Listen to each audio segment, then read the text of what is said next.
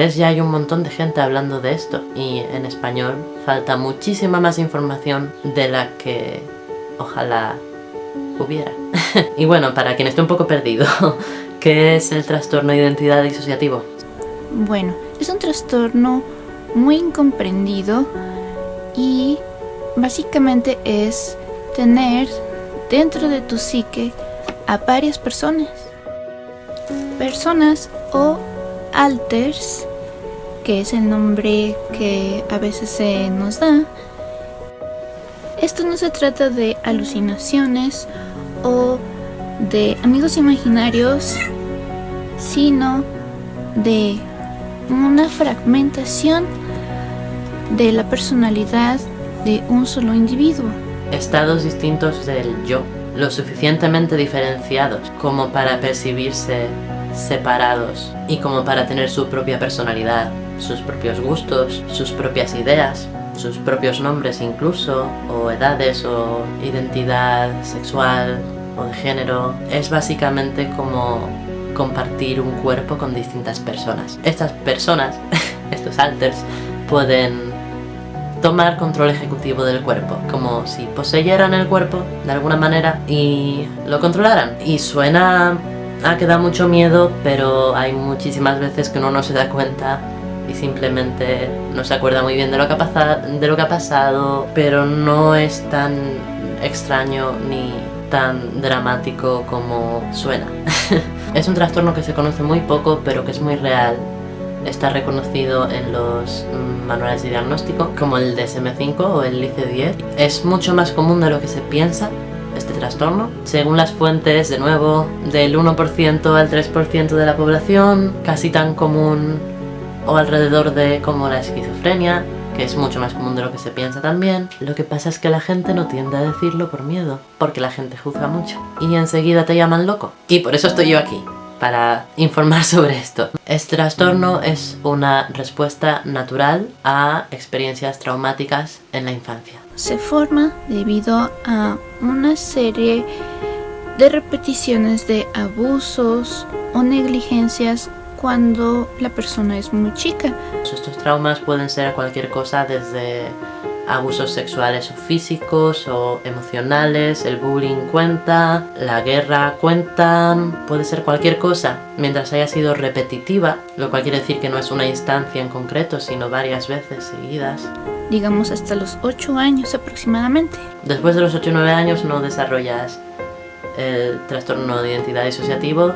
En todo caso desarrollarías otro tipo de trastornos por trauma. Para que se entienda mejor voy a utilizar la metáfora de la plastilina. Según la teoría de la disociación estructural, nosotros no nacemos con este sentido del yo completo, sino con estados separados que se encargan de las necesidades básicas, del aprendizaje básico, etc. De hacer que funcione el cuerpo humano y la mente humana. Y con nosotros me refiero a todo el mundo, a todos los seres humanos, no solo a la gente con TID. Lo que pasa es que, naturalmente, a los 8 o 9 años se integran así, más o menos, y se forma el sentido de la identidad, digamos, único, el yo. Pero si hay trauma repetitivo involucrado, es posible que no se integren, que se interrumpa este proceso y que hayan partes que se mantengan separadas, las cuales eventualmente son los alters. Ya explicaré todo esto con más detalle y con un guión, pero si queréis más información sobre esto, el canal de Long Soul System es maravilloso, hablan en español, explican de maravilla, así que recomiendo que les veáis. Y muchísimas gracias por subir estos vídeos, si lo estáis viendo, porque me han inspirado a hacer esto a mí y a dejar de tener miedo, porque es un tema muy vulnerable hablarlo así en público. Falta tanta ayuda, falta tanto conocimiento, falta tanto entendimiento, y ya me he encontrado con gente que no sabe qué hacer y que no tiene acceso a información, porque en español hay muy poca, y quiero contribuir a poder ayudar a otra gente con TID o trastornos similares, e incluso a la investigación si es posible. Y se solía conocer como trastorno de personalidad múltiple. No hay que decir también conocido como personalidad múltiple, hay que decir antes conocido como trastorno de personalidad múltiple. Una diferencia sutil pero importante. El cambio de nombre ocurrió primero en el DSM-4 en el año de 1994.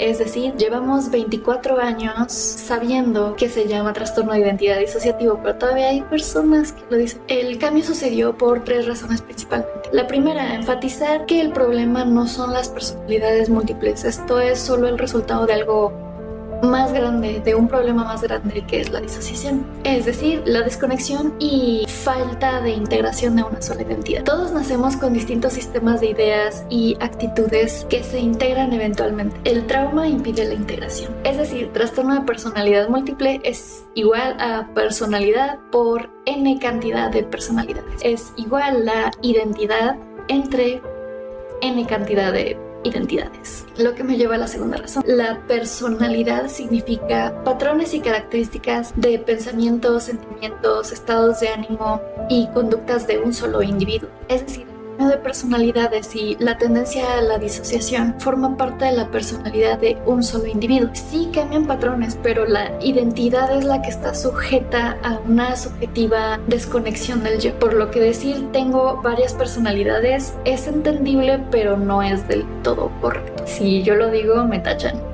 A veces se me va. Y hablando de personalidad, había que cambiar la palabra personalidad del trastorno porque pareciera que estuviera insinuando un trastorno de personalidad, como el trastorno límite de la personalidad, pero no, es un trastorno disociativo, va en distintas categorías. Algunos dicen que hay una razón extra, para eliminar el estigma de lo que se creía antes, para usar un nombre que no estremezca a quien lo escuche, ya sea por lo que se imagina o por lo que ha visto en películas y series del clásico que lo asesino. hayáis oído en la película Split, múltiple en español. Jekyll y Hyde se asocia con eso.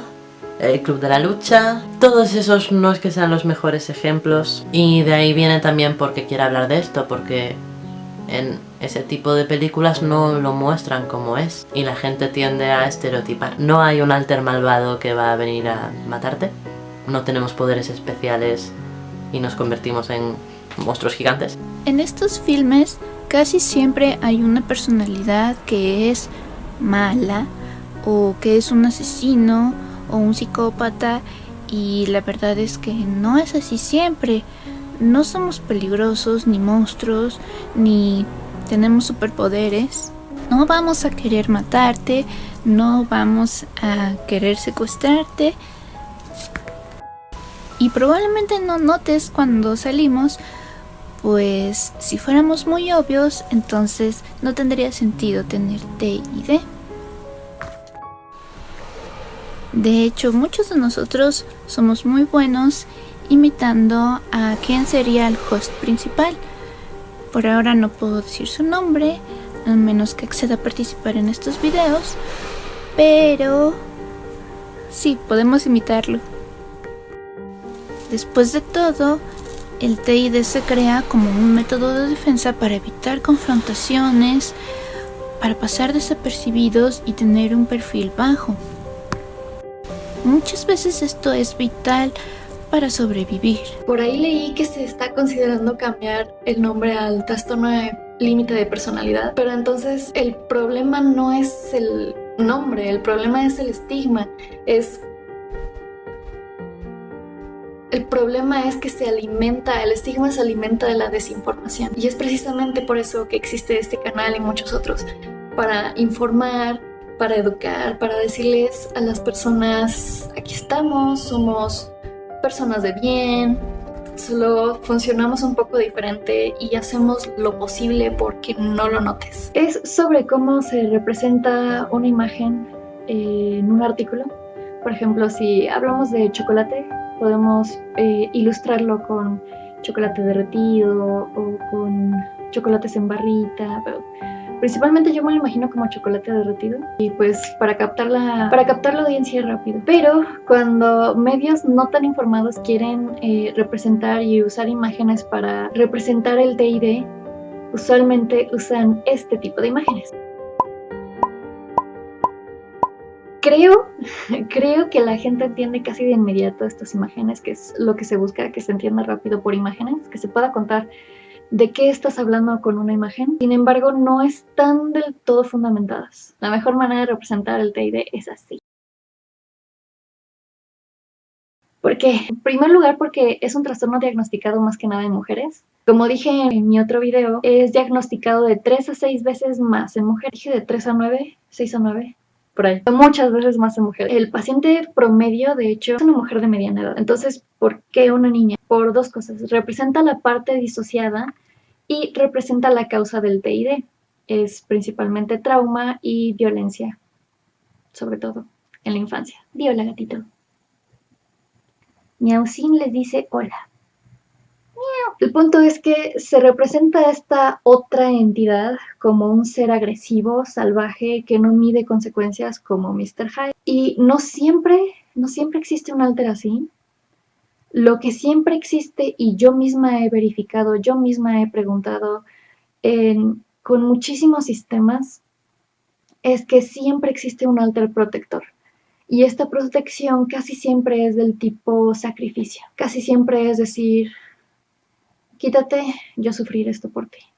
Así de yo sufrir esto por ti para que tú no tengas que enterarte. No conscientemente, no sé si conscientemente. ¿Por qué es importante usar las imágenes correctas para representar el TID? Primero, si tú eres un escritor que quiere usar imágenes, tu trabajo será mejor fundamentado. Segundo, generas conciencia sobre lo que es en realidad este trastorno. Tercero, eliminas el estigma de que un hombre violento seguramente tiene otra personalidad. Cuarto, que se me hace bien importante, generas empatía ante las personas que sufren generas empatía ante las personas que sufren este trastorno, que suelen esconderse por este temor a que los vean como personas peligrosas, porque las personas con TID no suelen ser los perpetradores,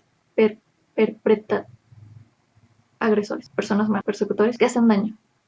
De hecho, podemos decir que son el epítome de la víctima de las peores atrocidades. Quinto, eliminas el concepto de locura de tu imagen. Para mí, la locura no describe un comportamiento, sino que describe tu poco conocimiento de ese comportamiento. Por decir, ese güey está loco, posiblemente porque no entiendes qué lo lleva a actuar así. Si tú dices que alguien está loco, lo que estás diciendo, no sé por qué esa persona está haciendo eso. Y por favor dejen de usar el caso de Billy Milligan, que se fue un caso, solo fue uno.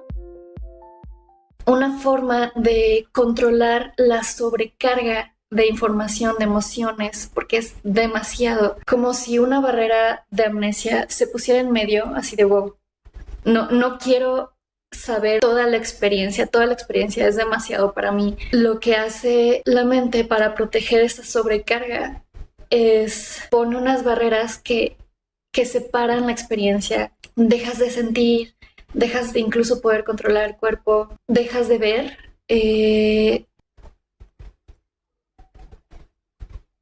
Trigger. En una experiencia traumática, ya sea que tengas un trastorno disociativo o no, es posible que una parte de la experiencia que estás teniendo, acuérdate que no es nada más vemos ojos, escuchamos, sino también es el sentido de quién soy, la memoria la memoria biográfica, autobiográfica, sobre quién eres, tu relación con el mundo, la capacidad de controlar tu cuerpo, de autopercibirte, incluso la localización de tu conciencia. Siempre pensamos que la conciencia está como por aquí. Hay personas que tienen experiencias extracorporales como proyección astral, que se ven de lejos. Hay personas que sienten que son poseídas. De hecho, hay una forma de nombrar lo que se llama trance por posesión. De alguna forma se separa la voluntad de hacer movimientos o de hacer acciones, de tomar decisiones, la conciencia y todo lo demás se empieza a separar. Tomen en cuenta que un niño... Okay.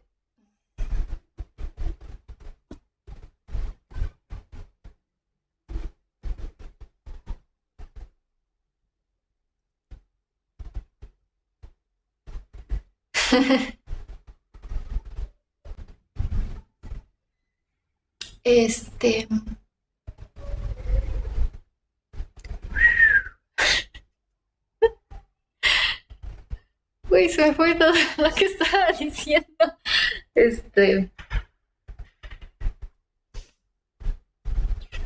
Damn it. Llega a ser muy incapacitante cuando no puedes en tu vida diaria integrar experiencias y simplemente te vas. Incluso pierdes habilidades, conocimientos. Por ejemplo, hablar, caminar, escribir. Olvidas nombres, caras, experiencias, pedazos de tiempo.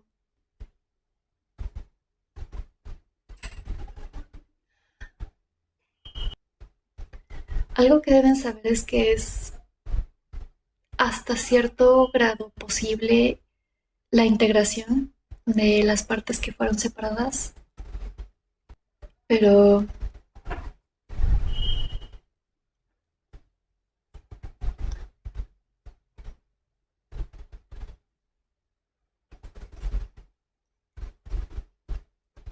no, pero son pocas las personas que quieren la integración como objetivo.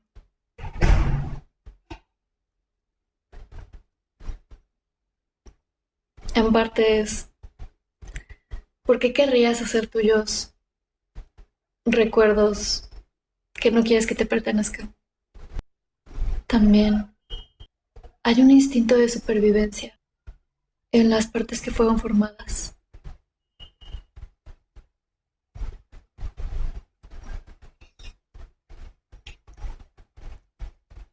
Creo que es lógico que haya instinto de supervivencia en algunas partes formadas. Y es normal que no quieran buscar la integración.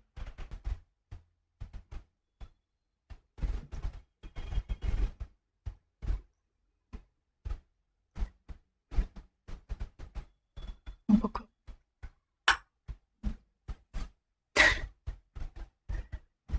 Un poco.